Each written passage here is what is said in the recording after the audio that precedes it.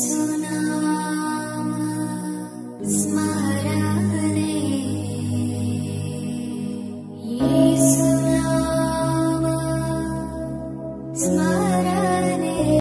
The lord. యేసునామ స్మరణ అనే ఉదయకాల కార్యక్రమానికి మీ అందరికీ ఆహ్వానం. ఈ ఉదయకాలం ఎలా ఉన్నారు? లేచారా?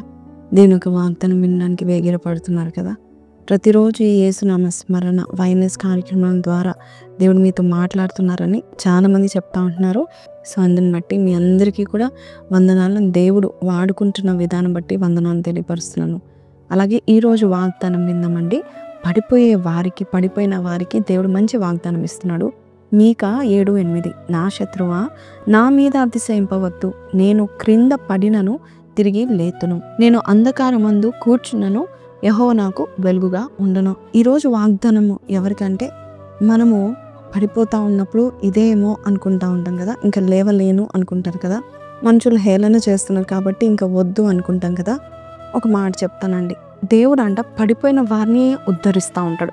పడిపోయి నువ్వు బాధపడుతున్నప్పుడు దేవుని వైపు చూడు, ఆయన వెలుగు నిన్ను పైకి లేపుతూ ఉంటుంది. He will make you shine. ఒకసారి కొన్నేళ్ల క్రితము మిస్ యూనివర్స్ కాంపిటీషన్ జరుగుతూ ఉంటుంది. మిస్ యూఎస్ఏ రేచల్ స్మిత్ గారు మరి దాంట్లో పార్టిసిపేట్ అవుతూ ఉన్నారు.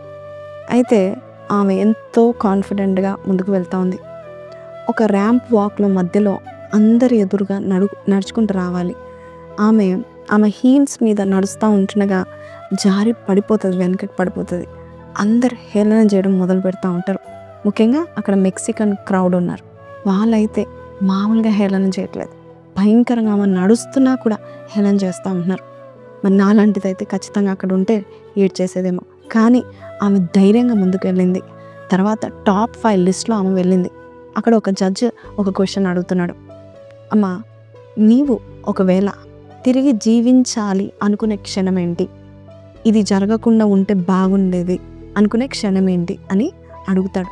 అందుకు ఆమె ఏం చెప్పవచ్చు, నేను ఇందాక పడ్డాను కదా, పడకుండా ఉంటే బాగుండేది అని అనలేదు, కానీ నేను ఆఫ్రికా దేశానికి వెళ్ళి అక్కడున్న అనాథలకు నేను సహాయం చేసి వారి మొక్కల మీద నవ్వు నేను తీసుకురావాలని కోరుకుంటున్నానని చెప్పింది. ఎంత అద్భుతమైన మాట చెప్పింది.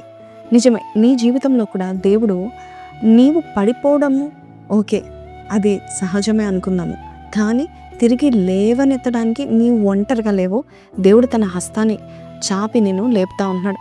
ఏ విషయంలో పడిపోయావో, ఎక్కడ నువ్వు బాధలతో నువ్వు శ్రమల పాలయ్యావో, బిజినెస్లో పడిపోయావో, జాబ్ విషయంలో కృంగిపోతున్నావో, కుటుంబ సమస్యల బట్టి నువ్వు పడిపోయావో, లేక మనుషులందరూ తేరు చూస్తుండగా నువ్వు పడిపోతున్నావేమో, ఉన్నతమైన శిఖరాలు ఎక్కి పడిపోయిన వారు లేరా, ఉన్నతమైన ఉద్యోగాలు చేసిన వారు లేరా, కానీ వారి పేరు పాడు చేసుకున్నారు కదా. అయితే అలాంటి వారికి కూడా దేవుడు అంటున్నాడు, నీవు చీకట్లో కూర్చున్నా యెహోవా నీకు వెలుగుగా ఉంటాడని దేవుని యొక్క వాక్యం సెలవిస్తుంది. కాబట్టి ఈరోజు ఈ మాటలు వింటున్నా నీవు పడిపోయినా తిరిగి లేవనెత్తడానికి దేవుడు ఉన్నాడు. అందుకే మీకా ప్రవక్త చెప్తా ఉంటున్నాడు, ఓ శత్రువా, నన్ను చూసి అతిశయింపకు, నవ్వకు, ఎందుకంటే నేను తిరిగి లేవబోతున్నాను. ఈసారి లేచినప్పుడు మహాబలంతో రాబోతున్నాను, మహాజ్ఞానంతో రాబోతున్నాను, అడుగులు సరిచేసుకొని రాబోతున్నాను అంటున్నాడు. కాబట్టి నీవు కూడా అలాగుంటావని కోరుకుంటూ ఒక చిన్న ప్రార్థన చేస్తాను.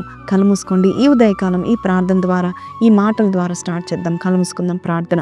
పరిశుద్ధుడా, మహోన్నతుడగు తండ్రి, స్తుతులకు పాత్రుడా, స్తోత్రారుడా, సర్వశక్తి మంతుడా, అయ్యా సకల ఆశీర్వాదం కారణభూతుడగు తండ్రి, పడిపోయిన వారిని ఉద్ధరించే దేవుడవునైనా, విరిగి నలిగిన మనసు గల వారిని నాయన ప్రభా తండ్రి ఉదార్చి బలపరిచి నాయన హెచ్చించే దేవుడు. ఈరోజు ఎవరైతే మేము పడిపోయాం కదా, మళ్ళీ ఒకసారి పడిపోయాం కదా అనుకున్నప్పుడు నాయన నీ హస్తము చాచి వారిని లేవనెత్తుతున్నందుకు నీకు వందనాలు చెల్లిస్తూ యేసు పరిశుద్ధ నామములో అడిగి వేడుకొంచున్నాం తండ్రి, ఆమేన్. సో ప్రైజ్ ది లార్డ్ అండి. ఈరోజు విన్న వాగ్దానము మీతో మాట్లాడినట్లయితే కింద కమెంట్లో though I fell down I will rise up అని పెట్టండి, లేదంటే జస్ట్ ఒక word God will rise me up అని పెట్టండి. God bless you. Have a blessed day. See you tomorrow. Praise the lord.